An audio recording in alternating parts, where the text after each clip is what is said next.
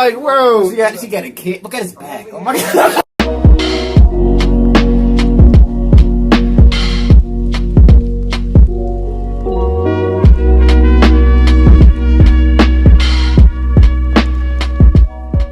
Alright, what's up, y'all? Welcome back to another reaction. This is Sam Morril up on the roof. Sam, I've seen a few of his stand-ups. He's one of the newer comedians I've gotten to watch a little bit more. He's a funny guy. Really enjoy his comedy. How known is he? I don't think he's very well known. Oh, he got 8 million views on some of his videos. He's fairly well known, I guess. But he's not like one of those names where it's like household, like Bill Burr, you know, Kevin Hart and stuff like that. What's the name? Andrew Schultz. I mean, Andrew Schultz, he's getting up there. Like, he's really getting, like, he's starting to really blow, man.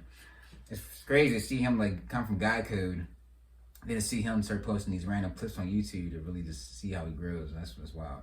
But yeah, man, if you want to see more other comedians, let us know which comedians you'd like to see. Make sure you hit that like button, subscribe, and share. It's a road to 10K. We'll hop right into the video.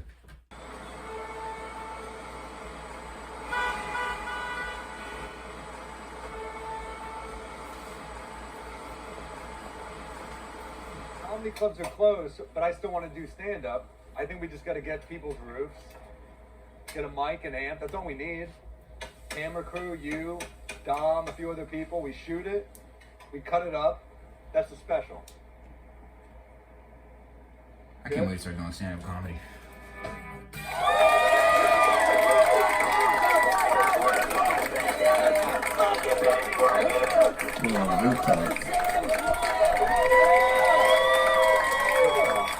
Insane election, right? You can tell this is a big election by the celebrities who are telling you to vote. It's people we're not used to hearing from. I'm seeing tweets like, register now, and I'm like, Charlie Sheen. This is bad. Did you see the one where the celebrities were all naked telling you to vote? How are they gonna up the ante in 2024? I'm Stanley Tucci, and I'm jerking off on FaceTime to remind you of the importance of this year's election. There's two people fighting for free speech right now. It's comedians and racists. Isn't that weird? I didn't think we'd be joining forces on a mission, but it's just weird to see skinheads saying things like, we need to protect the First Amendment. I'm like, I guess I stand with the Aryan nation. It's racist like the First Amendment, because you can say racist shit and you get away with it, though, you know? Racism is free speech the way like a tomato is a fruit. Technically, but if you put it in a fruit salad, it is gonna fuck up the rest of the fruit. That's an issue. I guess it depends who's saying it. Cause I've had friends of mine call me Jew face. I'm like, yeah, whatever. And other people I don't know that well call me buddy, and I'm like, I do not care for that. That was annoying. Everyone thinks their free speech is at stake. It's not. You can say a lot. I got a death threat recently. A guy just said, I want to kill you.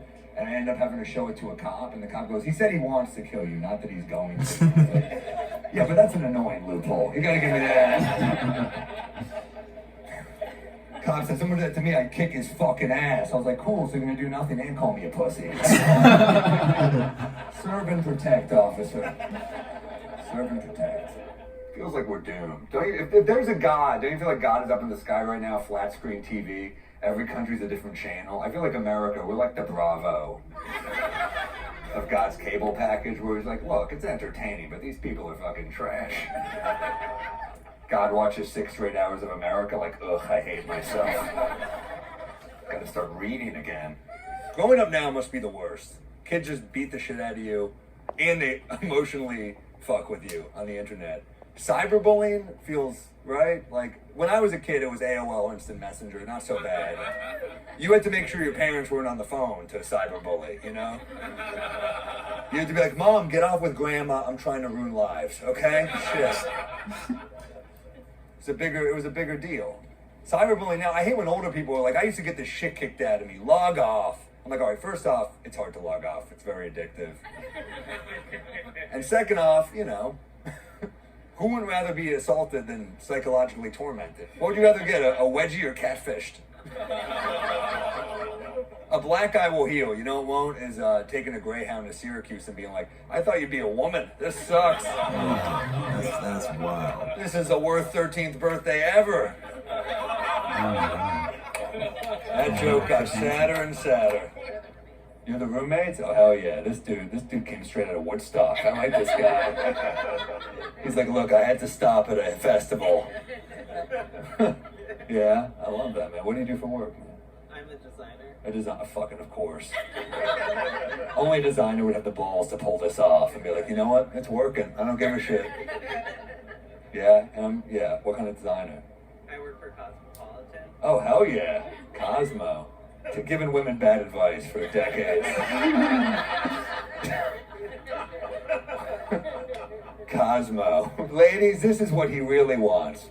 Silence. I've never seen that article. I've never seen a Cosmo article. Give him peace for one day and everything will be great. Are all you guys in finance? No, what do you do? Real estate agent. Real estate, all right. And your mom's in real estate too? His mom? All right. What do you do? I work at Amazon. Fuck, part of the problem. But I do. Hey, wait. Unless we sell this to Amazon, in which case, very good people. And I'm gonna handle this like Trump. Hey, they could be great people. We don't know. We don't know how they feel about me. You have to invite more people than you want here because people just bail. These aren't Hamilton tickets. This is a rooftop comedy show. They're just like, oh yeah, I don't need to go to that. So I just wrote, hey, mass text. Anyone want to give me their roof tonight? Someone just said, I can't make it tonight. I've got COVID. The honor code, baby. Yeah. I'll go follow you. That's you from Puerto Rico? Yeah. You say hi? Sure, yeah. What's up? What do you think of doing so? Yo, Pallavi. Hey, Pallavi, what's up? Hi, what? Who is this? It's Sam. Oh my god, it's Sam! I found out about you during quarantine and you got me through quarantine, so. Oh, thank you. It would have been great to meet you. Oh my god, this is so cool. I got you through quarantine. You're meeting me. That's like if I met Jack Daniels. I've been drinking on meds. I recommend it. You ever do this Google search, how much you could drink on the meds you're on? I just go with the article that matches how much I feel like drinking. I'm like, according to the Medical Journal of Guadalajara, I can have as much as I want. This is awesome. And it's outdoor drinking now. This started as spring break. It very quickly became end of the world vibes. But either way, cheers. You know, I was drinking on the street in this neighborhood. I was having a drink on the sidewalk, and this waitress comes up to me. You can't hear a word they're saying because this is Manhattan. So she didn't even ask. She just does this. I was like, damn, small businesses are getting crushed. Now, you feel the divide when you go on the road. Like, I love going to different parts of the country. It's one of my favorite things about America is, you know, going to, like, Kentucky or a place I never would have gone, probably. I went to the racetrack in Kentucky, which is, it's amazing. I was the worst dressed person there. I was the only one who didn't look like a villain in Django Unchained. But I walked to the racetrack. All the horses have ridiculous names. There's always like one that's a little too crazy. They'll be like, in third place, Moonlit Garden. In second place, Autumn Nights. And in first place, Touchy Uncle. I'm like, wait, what was that? What was the last one? Touchy Uncle, they're like the champ. That's the champ. Stuff, man. They still do Civil War reenactments, which is kind of weird. They're very hung up in hell. They want to talk about it. Reenacting the Ross? That's weird that they do that. I asked a guy, why do they still do Civil War reenactments? He said, well, it gives them a connection to their ancestors. I was like, that's not true. Because you would never recreate a fight that you lost. Right? You'd never be like, honey, remember that time I was wrong? Invite some friends over, let's run it back. That would be awesome. Let's put it back. You ever date someone and you're both in therapy? The fights take 10 hours. Every argument is like, I hear you, and I appreciate where you're coming from. However, you're like, ooh, that was my whole day. I heard a guy in Times Square the other day say to his girlfriend, shut up, bitch. And I was like, that is not okay, but he is crushing me in time management. You know what women hate when you're arguing? They hate when you tell them to calm down. So now when she yells at me, I say, Love your energy. Love what you're doing. A little more. I'm annoying. I repeat myself. I said, I was like, man, I love this Thai restaurant. She goes, you've told me that 3 times. And I said, you're the only person that I hang out with anymore. You want to spend all your time with me, there's going to be reruns. I can't bring it every night. That's what a relationship is. It's like a TV show where the writing gets progressively worse. Because season 1, you're like, this is good. Season 3 comes along, you're like, we should kill off a character. We got to keep people engaged here. I was on the phone with my friend the other day. You ever just not listen and then you guess at the end? My friend's like, I don't know what to do about her. And I was like, I think you should fuck her. And he was like, my mom?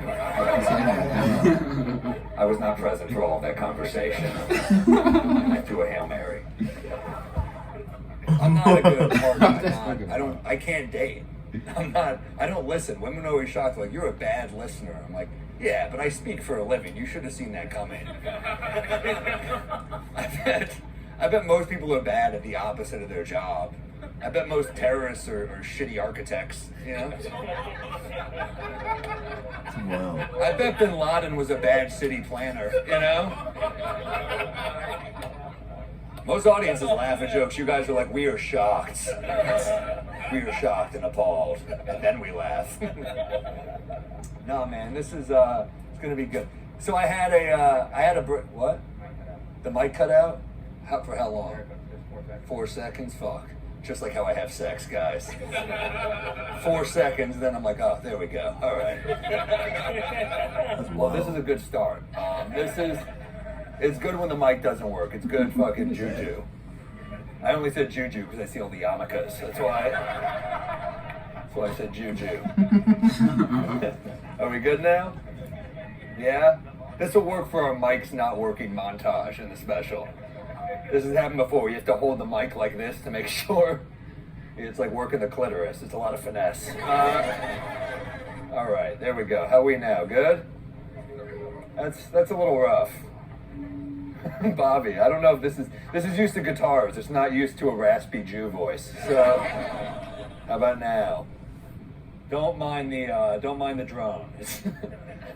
I know you guys, when you see eyebrows like this in an American drone, you don't have long. But I will say it's going to be okay. Breakups are painful, right? Because your friends speak to you in cliches. My friend was like, dude, it's like a death. I was like, is it? When my grandma died, none of my friends were like, thank God. Your grandma was the worst. And I was like, actually, she's going to make it. And they're like, we always liked her. She's a lovely woman. Oh, and you guys are snuggled up. That's good. How long you guys been together? It must be not that long. Right? Because yeah? 2 years. Wow, good for you. Don't give them too much credit. Some of us are going through personal things right now. And where'd you guys meet?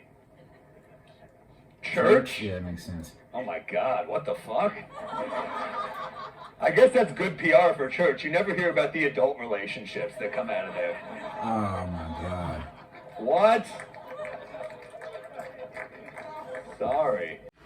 Yeah, I wanted to dabble a bit into, I've been noticing a lot more comedians. I've been trying to dabble a bit more in who's out there and stuff. Like, because I don't necessarily know everyone. There's a lot of guys who I come across, I'm like, oh, I never heard, like, it's this one dude, I think his name's Tony Robinson. That's on Netflix. And they throw some like new people in there. It's just like just broaden your comedy repertoire. Yeah, there's some dudes who've been doing this since like early 2000s, and like just now you're starting to see them get their flowers. Like, it just goes to show how long it can actually take for you as a comedian and actually gain some notoriety, if you even gain it at all. Like, a lot of times you see a lot of these like really funny dudes fly under the radar. Okay, they just didn't hit that, that. Or they're going to acting. Yeah, you'll sort of see a lot of them going to acting. He's that one dude. I can't remember his name, but yeah. Let us know about the comedians you want to see down in the comments. Hit the like button, subscribe, and share. It's really 10K. We want to see you next time. Peace.